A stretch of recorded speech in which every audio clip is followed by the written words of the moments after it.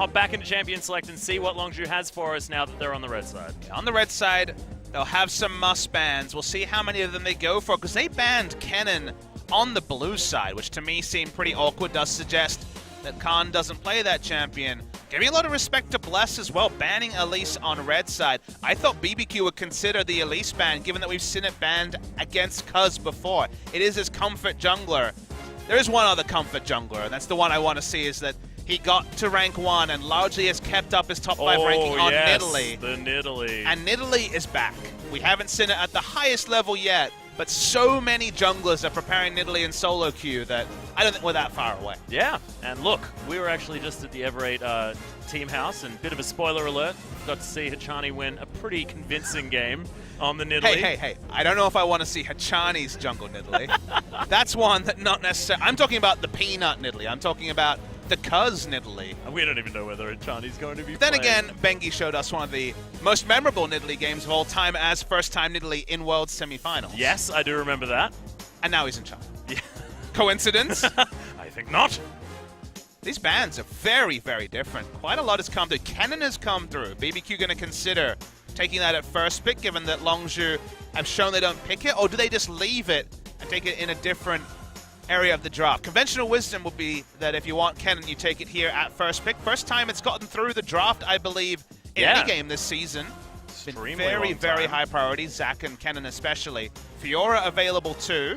So the top lane pool in no way has been targeted, and with so much available, no team is showing pause at jumping for top laners. The jungle pool definitely a little bit more attacked, so that's why we see Lee Sin first from BBQ. Means that we have to see a new champion out of Cuz for the summer split, as he's only played the Lee Sin and Elise thus far. He's going to flash. Be an interesting one. I think this is more of a mana flash. It's not. Wow, okay, he's actually going to lock in Rek'Sai.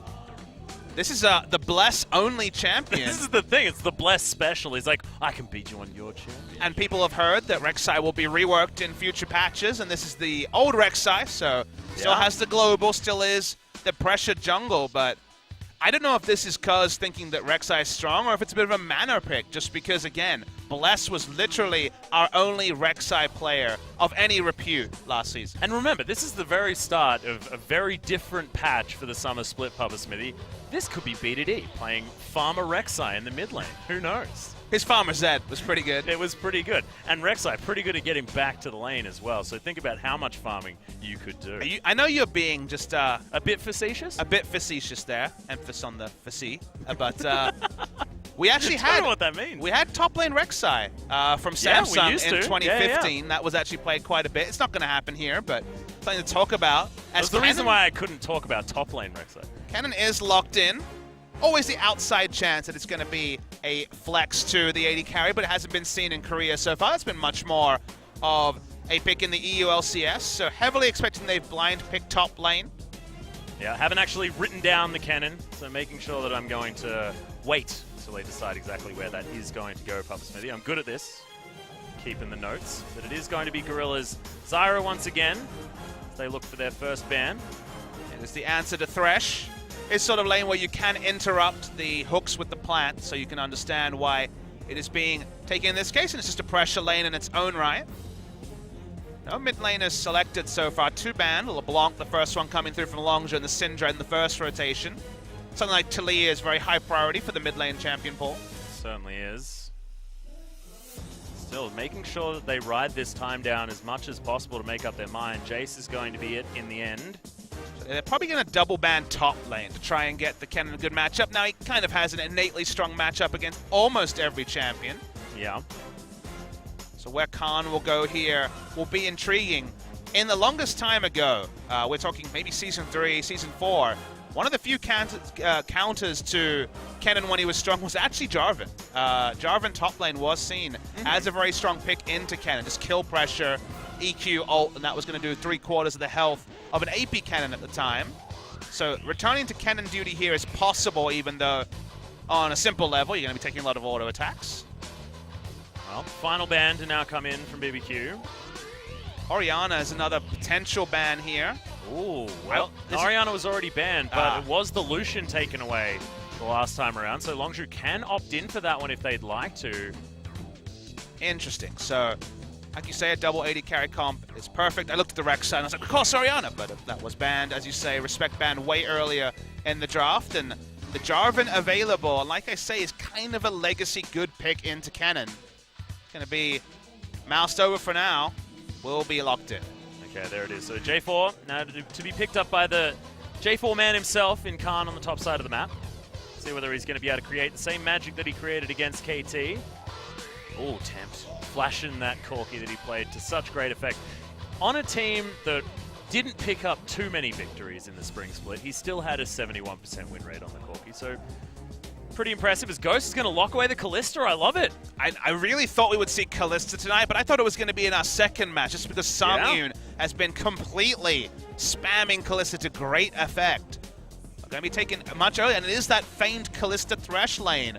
So hard to gank after level 6 given the difficult choices when it comes to lockdown. And for a blind pick mid laner, BBQ thinking of a couple of options. They look like they might actually be going with the Vladimir.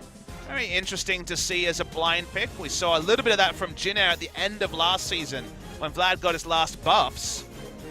Ooh, BDD actually, at least Gorilla was mousing over the Kassadin very, very quickly.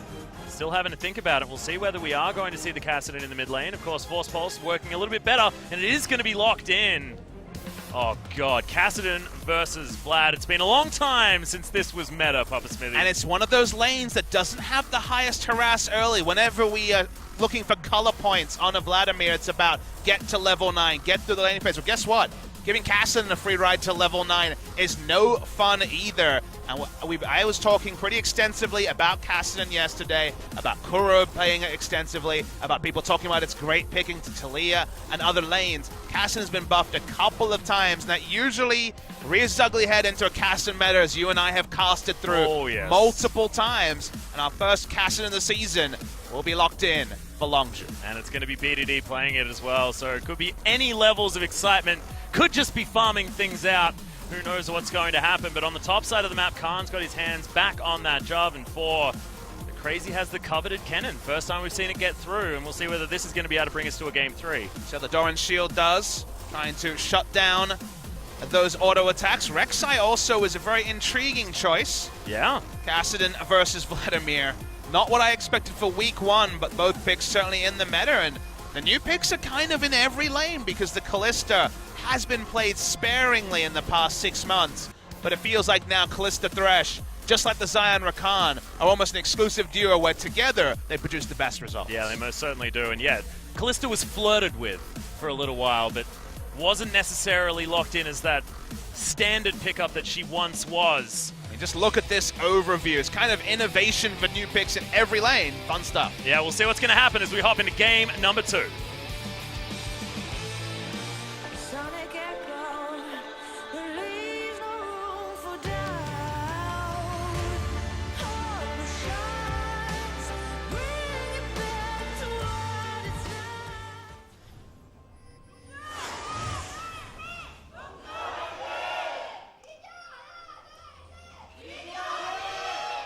Well, I didn't take money this time, Atlas, and we've had 10 Doran Shields so far in this particular one. By take money, I mean I didn't make an actual number prediction. No, I had 16 for a full 2 matches, and we've got 10 in the first 2 games here. Yeah, so I'd probably opt in for something like a 24 if I was going to lock in a number. Because I'm expecting we're going to have a long series for our second one of the night. 5 Doran Shields. Oh, yeah. That's what we're looking for, is Prey pokes his head around. Not opting in for the Pulse Fire, Caitlyn. It's all we've been seeing. Still just sticking for the tried and true. And Prey's famous Caitlyn skin, as we see some global fans on the screen, has been the pink Caitlyn. That's the one he loves. Yeah. I like that one too. I was complaining bitterly on yesterday's cast. You were. It doesn't remember the chroma choice when you pull out the hats on the recall of Pulse Fire, Caitlyn. Where is the technology, Riot? Yep. Please, fix it. It's alright, we'll get there. There'll be a hot fix. Oh, Hook's going to land very early on here. Right. Totra going aggressive. That has to be the exhaust coming down as well. Still, pretty even trade when it comes to these summoner spells. You forget when you don't play against Kalista for a while that there is that chance of being chased down on a long lane with the Rend for a possible first blood. At the same time, we see a big aggressive invade by BBQ. Looks like they want to be forcing vertical jungling and putting the pressure onto the Jarvan. Well, actually, Bless and Cuz smacking on with one another. Cuz is going to be able to eat up that rage, get a bit of that health back, but with the wards down, the vision available, Khan's going aggressive onto Crazy here as well. The fight continues because they do not want to give Longzhu here up the top side of the map. That means they'll have much more risky time having Jarvan look for all-in trades against the cannon like he needs to.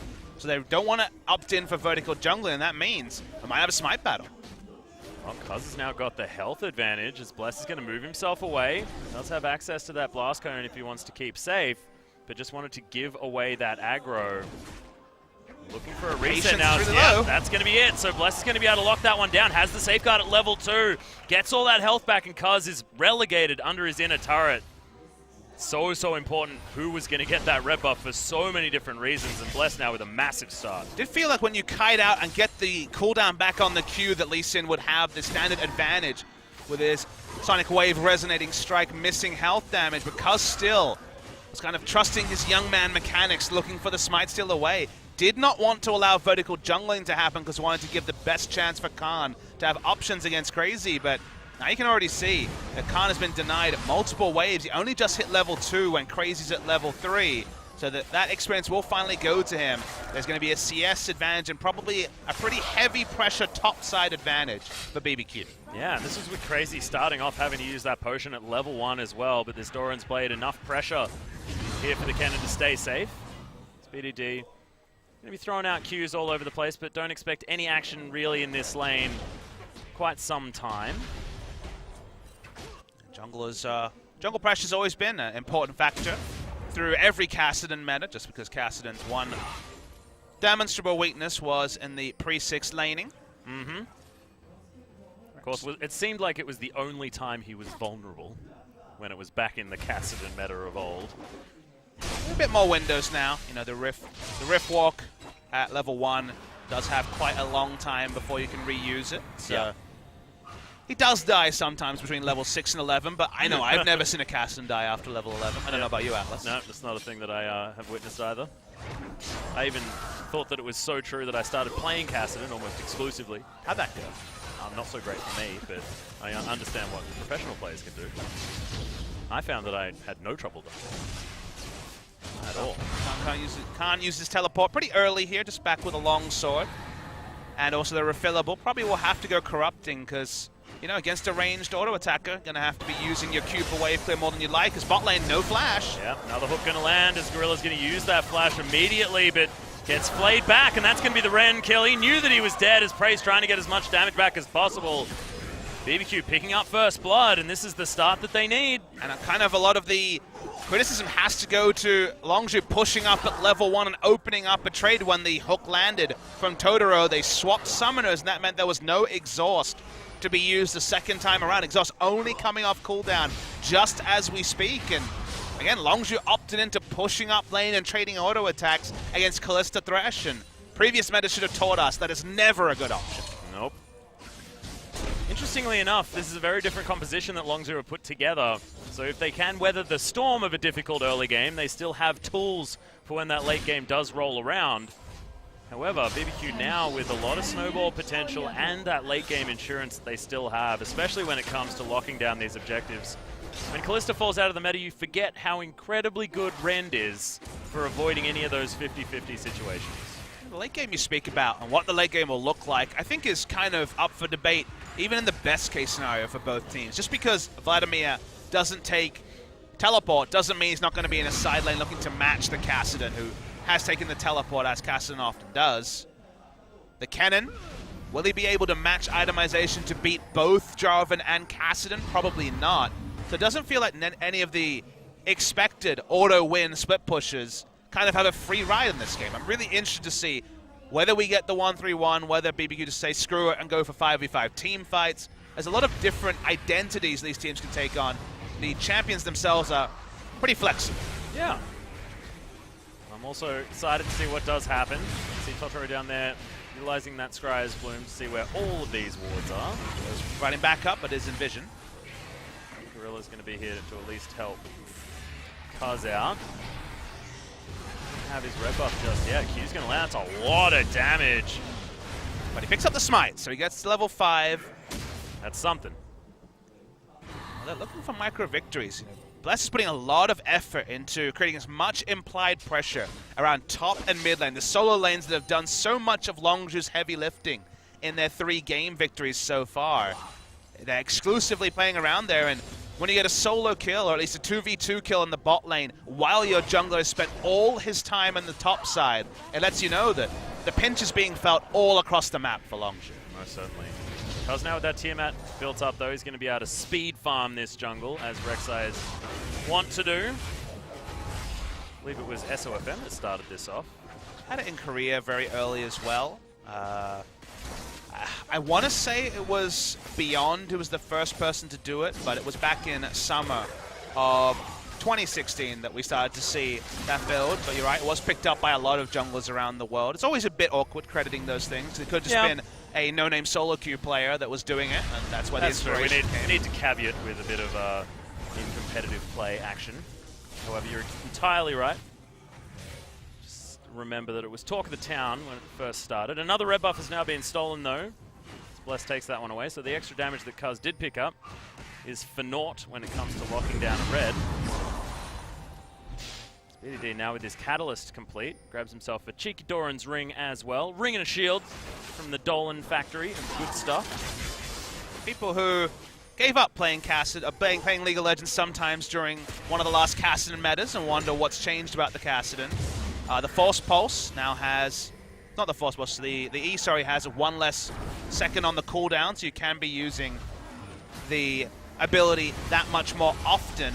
And also, there's been a lot of normalization around magic resist per level, something Kassadin used to have, then was taken away, and now is back. And it's more critical for Kassadin because he actually has the passive that means he takes the reduced magic damage already. So when you have higher base magic resist and also magic damage shields, it just means that in AP lanes especially, he gets through the laning phase that much easier.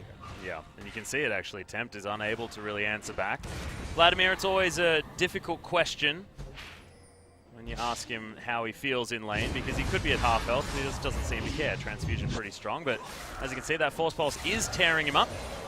And you were right, Papa Smith, you just got to believe in yourself. Null Sphere, Force Pulse, Kassadin spell names. We haven't had much Kassadin. Netherblade, I believe, is his W that no one ever says because it doesn't really do much. It gets some mana back. It's just an auto attack. So that it can Force Pulse more. And it also means that you build Lichbane in a fun way. Because having an auto attack reset makes Sheen fun. And you do a lot of damage. BDD's going to go aggressive. In comes Bless to try and capitalize. Good Rift Walk. He actually flashed out of the ultimate as well. Flash got a lot of value. It means he doesn't even take any damage. Cuz has the drop on Bless. And he's going to grab that knock up there as well. The kick is going to kick him back, but we got a very confusing animation. I couldn't tell if it was no displacement because of where it was, or just a bit of visual lag as it ended up being. The end result was no Flash having to be blown by Bless. That was League of Legends trying to work out where he was supposed to go during that time, and it's taken a little bit. I like to think Vel'Koz was somewhere trying to work out the geometry there. Oh, someone needs to make that picture. Just Vel'Koz with a lab coat. Yep. Doing the calculations. Oh, man. Anything that can bring Vel'Koz talking to LCK is a value add. Super good. We lost Sarsen. He retired, so he was a noted Vel'Koz player, and Faker plays it once a year. Yeah, we'll have to talk to Max. I reckon he'll play Vel'Koz support That's if we true. ask him. He's played a couple of times. You're right. I was thinking more of the mid lane Vel'Koz. Yep, true. Got it. Thankfully, Max does exist. His Cuz is like, maybe there'll be a red buff over here. There is. Haven't found one. He just can't get near it. Yep. That's exactly what's going on as well. Given his tremor sense, but Bless says, you're never going to get a red buff, my friend. Crazy went for Blade the Ruin King first, not against Rumble, so Wit's End, while it'll be useful against the cannon later. This is the all-in I was talking about. Yeah, that's a lot of damage as well. Slicing Maelstrom has to come out. Flash gained with the Cataclysm from Khan. Crazy says, well, it looks like I actually can't really lane against this guy now. That's a problem. Now, because it's on-hit cannon rather than the AP cannon versus AD Jarvan matchup I was alluding to, he does have lifesteal, so the value of chunking him is still always going to be there, but it's lower than before, and that's why he doesn't get punished too much. Both junglers here Yeah, it could be a 2v2. They're waiting for the next Rift Walk, I think, before Bless will go in. Well, they know exactly what's going on the side of BBQ, because... Both teams do. Well, I mean, Bless is not moving, so doesn't have vision with the Tremor Sense just yet. But I believe he may have actually been seen. He could have, of course, backed on the side of Bless, and Cuz wouldn't know. Yeah, finds him out. Prey Seeker is most certainly going to do exactly that. Now, if both teams run at each other 5v5, it's really interesting to work out who wins from that. Jarvan usually does fall off quite a bit in team fight. In fact, they flash here. Yeah, that's the flash knockup as BDD is waiting for that next Rift Walk. Of course, Tempt is not going to be able to slow him down, but they don't move any further forward. Bless makes his way out once again. Doesn't have to use the Dragon Rage or that flash, so gank's still very, very potent from the Lee Sin. First Instinct is slight advantage to Longzhu in the late game. They have a lot more AoE damage compared to just the Hurricane That was bolts. my first impression And as well. you know, again, Cannon and Kallista's AoE damage is pretty minimal, especially when we're talking about on-hit Cannon. Just the Hurricane there. Vladimir does plenty of AoE, but it feels like Longzhu will have a bit more AoE damage, so maybe that will split the teams, but we're splitting hairs almost. We're getting pretty comparable. Cuz is actually going to get kicked back. Crazy's going to miss the Q because of it, but it's a cute little dive under. Fantastic shield, but the stun still comes in, and Crazy's able to grab the kill. Now Khan in a tumultuous situation and is going to fall down. Tempt was there, doesn't even get an assist. It's just the jungle top duo that's going to be able to get the work done, and Crazy utilizes the change in Slicing Maelstrom that happened a little while ago to clear out that minion wave. Yeah, BDD wasn't able to teleport in, didn't have flash, didn't feel strong enough at level 11, and end result is 2 kills and a turret over to BBQ. The Unburrow was on point to interrupt the Sonic Wave damage, but that wasn't enough. The collapse was there from BBQ, and first series advantage for BBQ. Yeah. From first blood on the bottom side of the map to independently of that, being able to pick up control on the top side is very important. Cuz says, please just let me have a dang red buff, and he's not going to get one. BDD looking to try and claw his way around here. Force Pulse does a lot of damage. Cuz picks up the kill and the red buff, thank God. Oh, there's the flash Cataclysm. Not a lot of flashes here in this pit as BDD is going to be able to jump on top.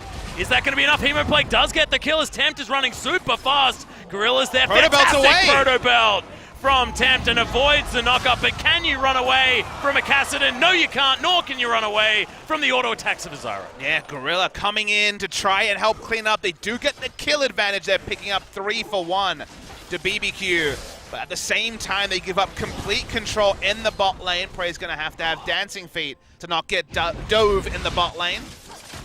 Kassadin with flashback up didn't have to use it and started to clean up. With 2 late game insurances on either side in the mid laners here. It looks like the side advantage does go over to BD, even though I was very impressed with the sideways proto belt from Tempt. Yeah, that was some fancy footwork from Tempt to try and get himself out of the way. It wasn't going to work out though, and this is what happens when you don't cast Kassadin for a little while, is you think that someone's going to escape from something, and really, it's largely impossible unless they can get towards their nexus relatively easily. Because that Rift Walk is very, very difficult to overcome. And that's going to be Rod of Ages done, and I was talking about the Lich Bane. He's going to be able to grab that Sheen, and this is a huge power spike actually for BDD. His burst damage potential is huge. And it's a very split push orientated build. You need armor and magic resist to survive the inevitable AoEs you'll be down in this game, whether it's just the Cannon and Callista auto attacks or Vladimir's AoE magic damage. So it feels like going Lich Bane clearly will provide burst, but it's more about really getting the most out of the teleport. Yeah. So as a second item, it lets you know that the first thought for Longzhu is split push. I like it as well, giving him that 10% CDR. Kassadin does love himself some CDR if he can get it, especially with that mana pool being built up by that Rod of Ages. Tempt takes that burst. Khan knows the flash is still down for Tempt. Took the Ignite as well, did Tempt. Normally used to seeing things like the Ghost on the Vladimir, just going for a very aggressive lane against the Kassadin. It's one of those things where you take the Ignite for kill pressure, but also for a bit of insurance in terms of laning phase. You want to have... It's almost a defensive Ignite choice where it gives you lane control, but isn't always for securing kills. Yeah. Remember, it's a 2.3 thousand gold lead for BBQ at the moment, but only one turret to be taken. Longzhu haven't been able to grab anything just yet. BDD grabs himself his blue buff. Longzhu are still just looking for an opportunity to shove these waves back. Caitlyn, remember, in the early game, is happiest when she's shooting a structure. Doesn't really like shooting champions. I mean, she does in lane, you know, for the harassment with her extra long range, but that's not necessarily what she's good at until she has a few items to back it up. BBQ. Yeah, looking for it. They've invested so much time in controlling red buff from level 1 and the top side jungle. They like where the lane pressure has been for the majority of this game. This shows you visually that the big change with Rift Herald is that soloing it is a lot easier than before. Cuz will get information with Tremor Sense. Oh wow, BDD's here as well. They come around at exactly the Gonna right time. Crazy's in there. Cuz really wants to be able to lock this down, but doesn't get it. It's Bless that grabs the Rift Herald. And now Khan's turning up a little bit too late. Crazy gets the kill onto Cuz. Flag and Drag gets Khan out, but damage had already been done. So missed smite from Cuz and unable to save himself afterwards. And again, with the microscope on, it feels like Cuz was not working well with his laners there. Went in solo, neither BD and Khan were coming in. Speaking of BD and Khan. Oh God, Bless, in so much trouble. The fadeaway jump shot from BDD. He's going to be able to lock that one up. Null Sphere doing work. Makes his way back in, throws out another one onto 10. The top lane, the Rift Herald's already been used super early. It's going to get most of this second turret. Going to be taken down, so no turret to be taken with the Rift Herald, but just a lot of damage. So you'd say, would that be like a Longzhu last game level Rift Herald? Pretty much around the same level. It's not the high tier Rift Herald or the big efficiency that we saw from Samsung against SKT. Basically, Crazy saw that Jarvan invested a lot leaving the lane, looking for an ultimate, and thus just plopped down the Rift Herald early. Rift Herald's kind of a multi-step objective, just because you have to get your lanes in a great spot to use it. Yeah. And the biggest takeaway that I think the fans should take is just it's actually quite easy to solo down the Rift Herald.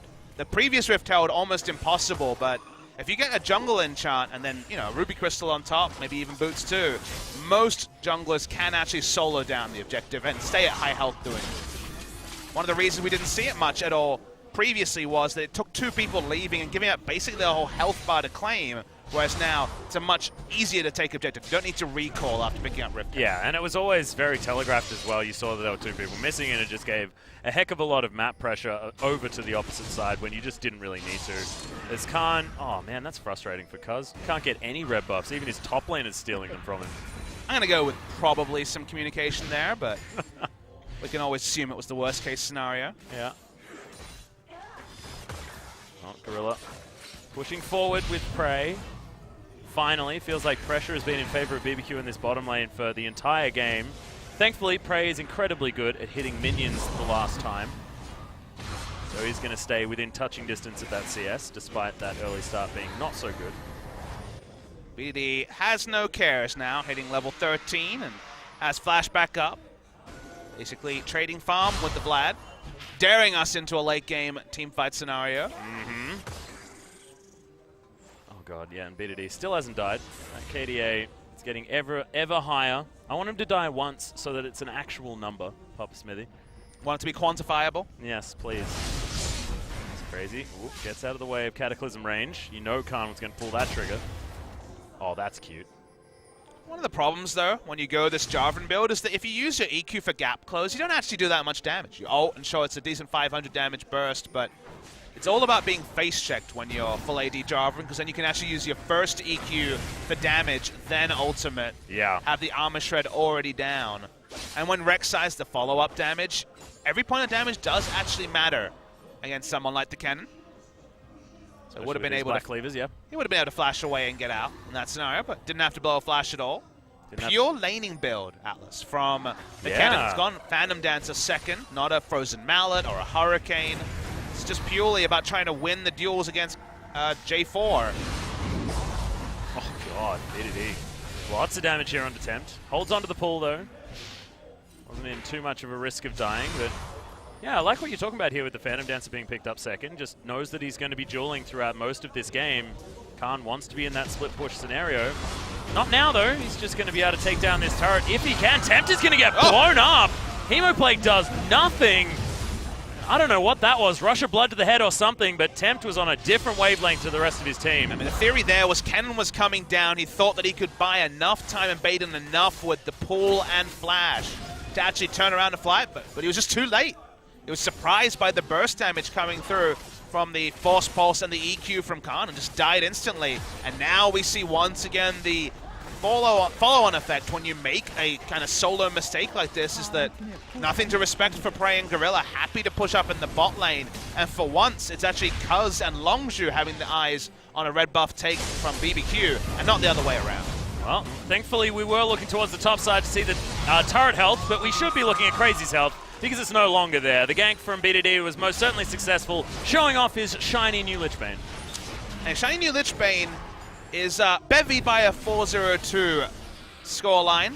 This is all of a sudden looking like a very difficult game for BBQ. We don't have a player of the week, but if he goes deathless in a week and Longzhu go 4-0, I think you can give it over to BDD. I almost said BBQ, but BDD. Yep, no, look, I can't argue with that. Nor would I ever want to, Bubba Smithy. The other thing that I love is the fact that he even picked this Kassadin, because I hadn't thought about it before, but Kassadin into Callista is a beautiful idea. The fact that you can't just bounce around away from it as Fate's Call going to be used. Pops the damage from the Caitlyn ultimate, you'll notice. Took no damage there, yeah, of course. Cute. All these interactions that, you know, with how the meta was, which at some points in, especially the start of spring, you don't get to talk about it. It was pretty stale meta at the start of spring with the auto-ban champions. Now it feels like there's a bit of a large amount of champion pool available. Pocket picks coming out, new power picks coming out. I swear, when I think about like the excitingness of a meta, I look at the top lane. And right now we've got Kennen versus Jarvan. So I like this meta, Pop Smithy. I'm having a good time. No more of these wet noodles. We're not seeing Maokai versus Nautilus every goddamn game. I feel like you stepped away as, you know, the game was like pretty settled and pretty stale, and you jumped back in just as the patches started to open up some of the fun in the top lane. That's what I did. I wasn't in Visa Purgatory. No. I was just like, no, this meta is not for me. I don't know why I had to be French, but I did. That sounded almost Italian. Really? Oh, maybe my the Australian. I think you were kind of straddling the line between the two there. I often do that. Well, I speak French, and it doesn't sound like French to me. You do actually, don't you? Un petit peu. Little bit of French. Oui, oui. I don't know whether you need to go to the bathroom or whether you're speaking French.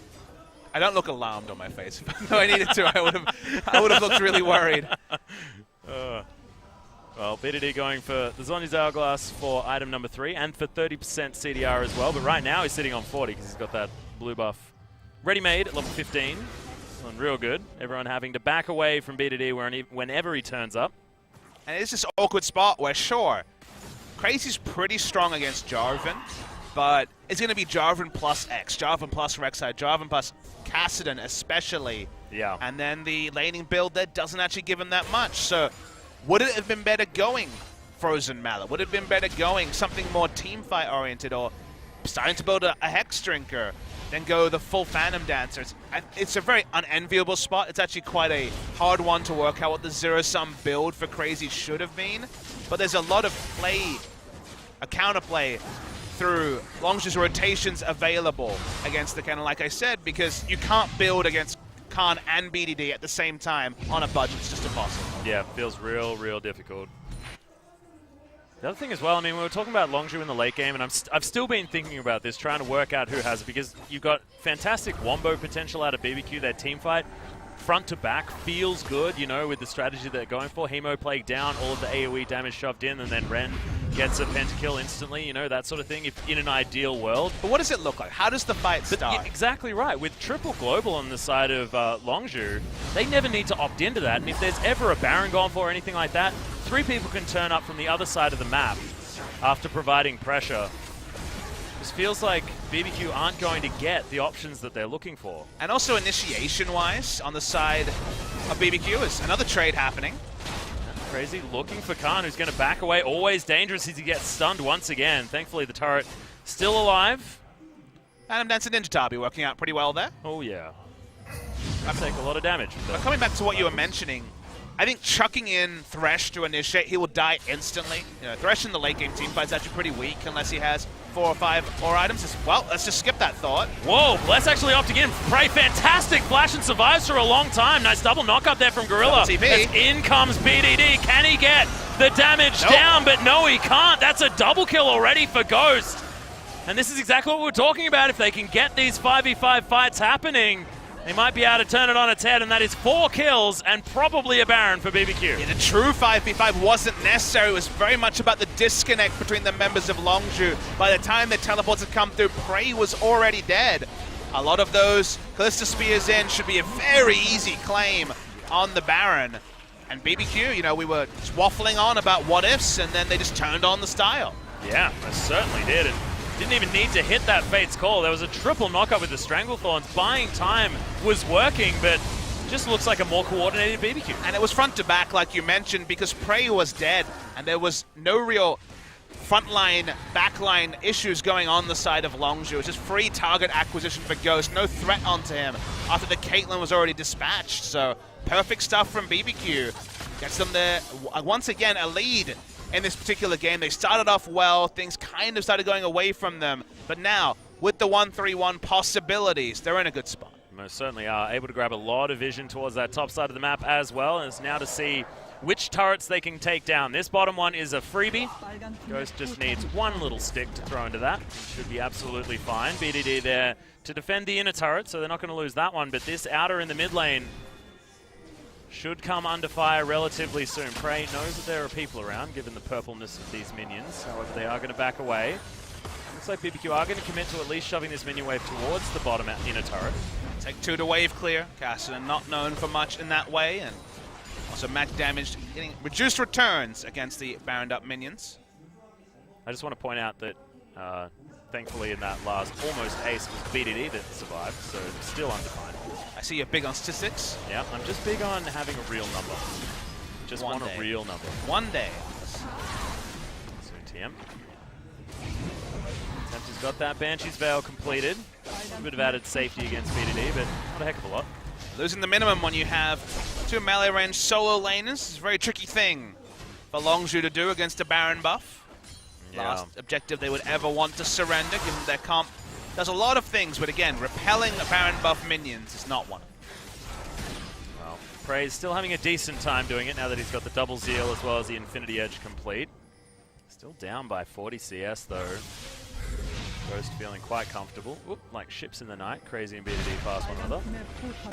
Bless in the end is able to take down this outer turret. That is going to spell a pretty disastrous lead in favor of BBQ. Buff power play, not quantified, but certainly a bigger one. We've already seen multiple turrets go down, and could be another one very soon. And they were set up for this as well, given the amount of damage that all of the outer turrets had sustained before that Baron was even taken. Just feels like the ideal scenario for BBQ. Rift Herald did a lot of the work in top lane before, and a couple of auto attacks from Crazy needed afterwards. Still, not over yet. Base is not broken. Still a lot of tools available here for Longzhu. There's Double Cloud Drake going to be picked up by Ghost. Josh Wren does a heck of a lot of damage to get a lot of sticks into your target. Now we're at a point in the game where BBQ's lead feels pretty reminiscent of where Longzhu were at in the previous game. Not quite the same, just because there is a Fed caster in the mid lane and some options for Longzhu, but questions that we've never had to answer before start to actually rear their ugly head. Like, what does Jarvan do from behind is always going to be a very different proposition when he's able to balance damage and tankiness with a large CS advantage and also some kills. Certainly can do both things, but really is high on the damage, low on the tankiness with this particular build. Yeah. The initiation of Jarvan, if it's just him using EQ and R to gap close and hoping that Caston and Caitlyn can do the rest of the work, I think this won't be enough with BBQ 9,000 gold, or 7,000 gold I should say, ahead. Still feels like they have a composition that can make things work, as Khan's going to make his way in. Crazy looking for the extra stuns. Oh, takes a lot of damage. There it is. Cataclysm's going to lock that one down. BDD uses the Zhonya's to keep himself alive, and then Rift walks his way out. Preserves that KDA. grabs himself a pretty easy pick on a Crazy. But it's on the other side of the map to top lane, and Prey was wave clearing in mid lane. They can't have members in multiple areas if they're sending 3 people bot lane, and that's why you see a teleport. They feel like they have to make more happen. The hectic double teleport actually. Forceball slows down Ghost as BDD's trying to chase after him, but he has to get his way out. Big knock-up comes in as the Jarvan is pressured away. Cuz, it's now your turn. Gets the flash, but in comes Vlad. Tempt gets exhausted, but he's right in the right position. Massive hemoplague damage. Prey's gonna die as Cuz is gonna be taken down. BDD still surviving, but he's limping away from the Lee Sin. And this should spell a broken base for BBQ. That's once this kill on the BD will be the first of the season. Oh, so badly. There it is. He is now defined, and they are defined as probably losing this game very, very quickly. Yeah, the minions will come in. That was actually a really bad engage from Longzhu. They used everything to get the kill in bot lane, you remember. Yeah. And the threat onto the Kalista. 1 Q&E wasn't getting it done through Phantom Dancer, through Hex Drinker. They didn't have the damage. They lost way more than they needed to, and they're going to lose the game. Yeah, and that was a sick flash hook to end things. So BBQ even up the series 1-1. And this one all of a sudden got very interesting, Papa Smithy. Yeah, the shot calling from behind, not the same as the shot calling from ahead for Longzhu. Going in for that fight without enough tools. You saw an EQ from Jarvan, a Rift Walk, and Force Pulse from Caster, and then they're like, wait, we don't have any more. We have to start walking away because Lista turned around, started pumping the Ren stacks in, and they didn't have ultimates, ignites, or any other tools to kill the Kalista. Yeah. And anytime the Kalista is one of the first people to live and one of the first people to turn around and put in damage, Longzhu were not going to win a team fight. In fact, lost the game off that botched attempt. They were 5v4. Had the potential to send all the members with the double teleport. But without the ultimates, the 4 looked much more powerful. Yeah, and it was just those 2 team fights that BBQ were able to lock down. The first one leading towards the Baron. Didn't matter where they were up to in that game because, like we were talking about, their composition works a certain way, and if they can make it work that way, then it does fantastic things. It was about Longzhu not being able to play their style of League of Legends based on their composition, and BBQ finding the openings to get theirs working. It was beautiful to see. Yeah, they pushed up too far in that one fight. Prey died first before the double teleport came in. Yeah. They got rolled over. Baron went down from there, and like you say, a second hard engage attempt, this time coming through from Longzhu, was what really was the ending of the game. It kind of hastened the ending. It looked like BBQ had enough of an advantage to take it over in more conventional fashion, but Longzhu thought, kill the Kalista, we got 1 pick, turn it into more. The more never came. Instead, the end of the game, and now we're, amazingly, given what's happened so far, finally poised between Longzhu and BBQ. Yeah, and the question now is, what does Longzhu change moving into the next game? We are going to go to a short break, ladies and gentlemen. When we come back, BBQ try and get another one on the board and take down Longzhu, and Longzhu try and hold on. We'll see what happens when we get back.